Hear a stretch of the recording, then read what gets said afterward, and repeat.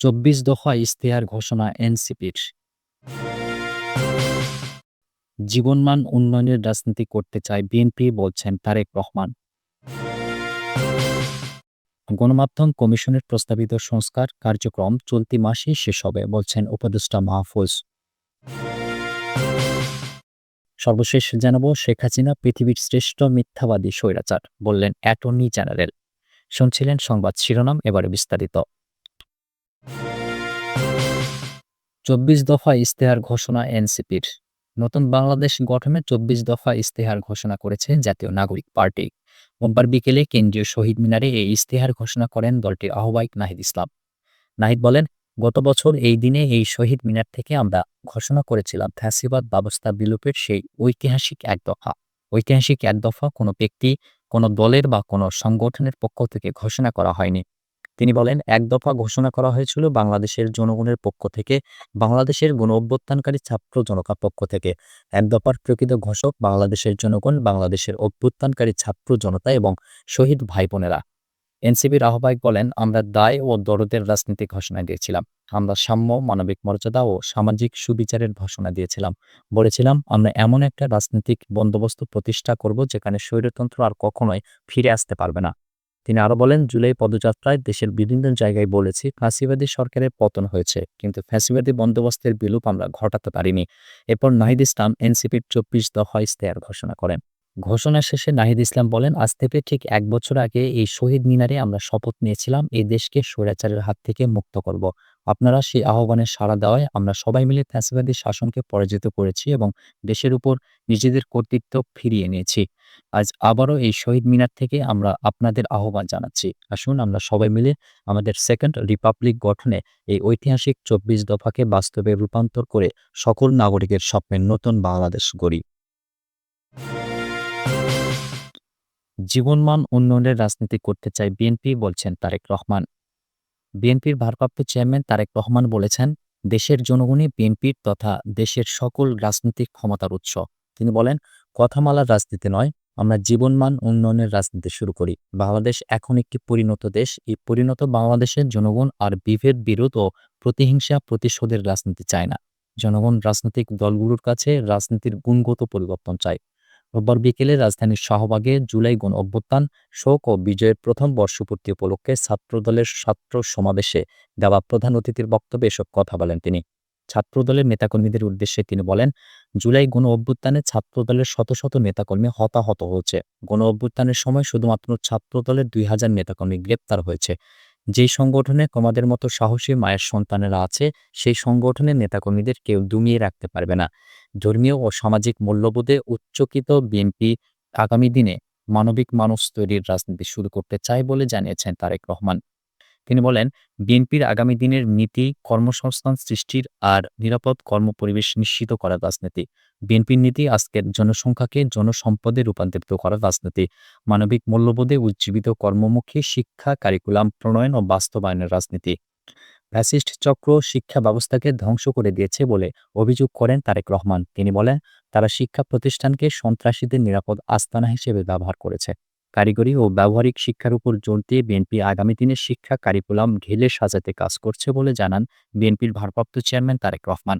তিনি বলেন, একাডেমিক পড়ালেখার পাশাপাশি শিক্ষার্থীদের যদি স্কুল পর্যায়ে থেকে যাওয়ার যে ক্ষেত্রে আগ্রহ আছে সেদিকে ব্যবস্থা করে দেওয়া যায়, এ ধরনের শিক্ষা থাকলে বাস্তব অভিজ্ঞতা অর্জন হয়। তাহলে একজন শিক্ষার্থী স্কুল, কলেজ বা বিশ্ববিদ্যালয় শেষ হলে তাকে বেকারত্বের অভিশাপ পোহাতে হবে না। বাস্তব অভিজ্ঞতা থাকলে একজন শিক্ষার্থী বিশ্ববিদ্যালয়ে ৪ বছর শেষ করার পর চাকরি পাওয়ার ক্ষেত্রে সময়ক্ষেপণ করতে হবে না। সেই লক্ষ্যকে সামনে রেখে বিএনপির স্কুল পর্যায় থেকে ব্যবহারিক কারিগরি শিক্ষার উপর জোর দিয়ে আগামী দিনে শিক্ষা কারিকুলাম ঢেলে সাজানোর কাজ করছে। এর আগে দুপুর ২:৩০টার দিকে ছাত্রদলের সভাপতি রাকিবুল ইসলামের বক্তব্যের মধ্য দিয়ে ছাত্র সমাবেশ শুরু হয়। বিকেল ৩:৩০টার দিকে ভার্চুয়ালি যোগ দেন বিএনপির ভারপ্রাপ্ত চেয়ারম্যান তারেক রহমান। এরপর পবিত্র কোরআন তিলাওয়াতের মাধ্যমে সমাবেশের মূল আনুষ্ঠানিকতা শুরু হয়। এরপর জাতীয় সংগীত পরিবেশন করা হয়। গণমাধ্যম কমিশনের প্রস্তাবিত সংস্কার কার্যক্রম চলতি মাসেই শেষ হবে বলছেন উপদেষ্টা মাহফুজ। তথ্য ও সম্প্রচার উপদেষ্টা মোহাম্মদ মাহফুজ আলম বলেছেন, গণমাধ্যম সংস্কার কমিশনের প্রস্তাবিত ১২টি সংস্কার কার্যক্রম নিয়ে সরকার কাজ করছে। চলতি মাসের মধ্যে এসব সংস্কার কার্যক্রম শেষ হবে। রোববার রাজধানীর তথ্য ভবনে জুলাই গণঅভ্যুত্থানে শহীদ সাংবাদিক পরিবার এবং আহত ও সাহসী সাংবাদিকদের সম্মাননা প্রদান অনুষ্ঠানে প্রধান অতিথির বক্তব্যে এসব কথা বলেন তিনি। সাংবাদিকদের সুরক্ষা অধ্যাদেশ প্রণয়ন প্রসঙ্গে তিনি বলেন, অধ্যাদেশ প্রণয়নের জন্য একটি প্রক্রিয়া অনুসরণ করতে হবে। অধ্যাদেশে সাংবাদিকতার পরিধি নিয়েও একটি বিতর্ক আছে। সব মিলিয়ে সংশ্লিষ্ট অংশীজনদের সঙ্গে পরামর্শ করে এই অধ্যাদেশ প্রণয়ন করা সম্ভব হবে বলেও তিনি আশা প্রকাশ করেন। নবম ওয়েজ বোর্ড বাস্তবায়নে সরকার কাজ করছে উল্লেখ করে উপদেষ্টা বলেন, ওয়েজ বোর্ড বাস্তবায়নের সঙ্গে কয়েকটি মন্ত্রণালয়ের সংশ্লিষ্টতা রয়েছে। সংশ্লিষ্ট মন্ত্রণালয়ের সময়ের সঙ্গে কথা বলে বর্তমান অন্তর্বর্তী সরকারের আমলেই ওয়েজ বোর্ড বাস্তবায়নের কাজ সম্পন্ন করা হবে। এর পাশাপাশি সরকারি উদ্যোগে সাংবাদিকদের দক্ষতা উন্নয়নে প্রশিক্ষণ দেওয়া হচ্ছে। সাংবাদিকদের চাকরিচ্যুতি প্রসঙ্গে তিনি বলেন, হঠাৎ করে সাংবাদিকদের চাকরিচ্যুতি করার বিষয়টি কিভাবে সমাধান করা যায় সে বিষয়ে সরকার চিন্তা করছে। সাংবাদিকদের আর্থিক নিরাপত্তার বিষয়ে তিনি বলেন, সাংবাদিকদের যদি সম্মানজনক জীবন দেওয়া যায় তাহলে তাদের পক্ষপাতমূলক আচরণ ছেড়ে দেওয়ার একটি সুযোগ থাকবে। তিনি সাংবাদিকদের সম্মানজনক বেতন প্রদানের জন্য গণমাধ্যম কর্তৃপক্ষের প্রতি আহ্বান জানান। তথ্য ও সম্প্রচার উপদেষ্টা বলেন, গণমাধ্যম প্রতিষ্ঠানে কর্মরত সাংবাদিকদের মালিকানার ভাগ দেওয়া যায় কিনা সেই বিষয়টি পর্যালোচনা করা হচ্ছে। এটি করা সম্ভব হলে সাংবাদিকরা ক্ষমতায়িত হবেন এবং মালিক ও সাংবাদিকদের মধ্যে ভারসাম্য প্রতিষ্ঠিত হবে। তথ্য ও সম্প্রচার মন্ত্রণালয়ের চলমান কার্যক্রম প্রসঙ্গে তিনি বলেন, টেলিভিশন ও অনলাইন গণমাধ্যমকে একটি ফ্রেমওয়ার্কের মধ্যে আনার জন্য সরকার সম্প্রচার নীতিমালা প্রণয়নের কথা ভাবছে। এছাড়া তথ্য ও যোগাযোগ প্রযুক্তি বিভাগের সঙ্গে পরামর্শ করে ওটিটি ও অনলাইন গণমাধ্যমের জন্য নীতিমালা প্রণয়ন করা হচ্ছে। জুলাই গণঅভ্যুত্থানে গণমাধ্যমের ভূমিকা তুলে ধরে তিনি বলেন, গণঅভ্যুত্থানের সময় কিছু সংবাদপত্র নিরপেক্ষ ভূমিকা পালন করেছে, তবে কারফিউ চলাকালীন কিছু টেলিভিশনের ভূমিকা ছিল পক্ষপাতমূলক। গণঅভ্যুত্থানে মোবাইল সাংবাদিকতা গুরুত্বপূর্ণ ভূমিকা পালন করেছে উল্লেখ করে তিনি বলেন, অভ্যুত্থান চলাকালীন অনেকে মোবাইল দিয়ে সাংবাদিকতা করেছেন এবং একই সঙ্গে অভ্যুত্থানেও অংশ নিয়েছেন। জুলাই গণঅভ্যুত্থানে ফটো সাংবাদিকদের ভূমিকার প্রশংসা করে তিনি বলেন, তারা জীবনের ঝুঁকি নিয়ে গণমাধ্যমের বিভিন্ন ঘটনা প্রবাহের ছবি তুলেছেন। যেসব ছবি দেখলে অনেক গল্প ভেসে ওঠে। মাহফুজ আলম বলেন, অনেক সাংবাদিক গণমাধ্যম প্রতিষ্ঠানের নিষেধাজ্ঞা উপেক্ষা করে নিজেদের বিবেকের দায় থেকে গণঅভ্যুত্থানের সংবাদ প্রচার করেছেন। জুলাই গণঅভ্যুত্থানে গণমাধ্যম প্রতিষ্ঠানের চেয়ে ব্যক্তি সাংবাদিকদের ভূমিকা অনেক বেশি। কিছু গণমাধ্যমের সমালোচনা করে উপদেষ্টা বলেন, যেসব গণমাধ্যম জুলাই গণঅভ্যুত্থানে বিতর্কিত ভূমিকা পালন করেছে তাদের প্রতি মানুষের ঘৃণা রয়েছে। বিগত সরকারের শাসনামলে যেসব গণমাধ্যম দুর্নীতি ও পক্ষপাতমূলক আচরণ করেছে, জাতির সামনে তাদের অবস্থান পরিষ্কার করা উচিত। শেখ হাসিনা পৃথিবীর শ্রেষ্ঠ মিথ্যাবাদী স্বৈরাচার বলছেন attorney general. Attorney general Mohammad Asaduzzaman বলেছেন, পৃথিবীর ইতিহাসে শেখ হাসিনার মতো কোনো স্বৈরাচারের জন্ম হয়নি। তিনি পৃথিবীর শ্রেষ্ঠ মিথ্যাবাদী স্বৈরাচার। রোববার জুলাই আগস্টে সংগঠিত মানবতাবিরোধী অপরাধের মামলায় ক্ষমতাচ্যুত প্রধানমন্ত্রী শেখ হাসিনা সহ ৩ আসামির বিরুদ্ধে প্রসিকিউশনের সূচনা বক্তব্য শুরুর আগে কথা বলেন তিনি। এদিন বিচারপতি মোহাম্মদ গোলাম মর্তুজা মজুমদারের নেতৃত্বে ৩ সদস্যের আন্তর্জাতিক অপরাধ ট্রাইব্যুনাল ১-এ শুনানি শুরু হয়। ট্রাইব্যুনালের অন্য ২ সদস্য হলেন বিচারপতি মোহাম্মদ শফিউল আলম মাহমুদ ও বিচারক মোহাম্মদ মহিতুল হক। বিচারকাজ ট্রাইব্যুনালের ফেসবুক পেজ থেকে সরাসরি সম্প্রচার করা হয়।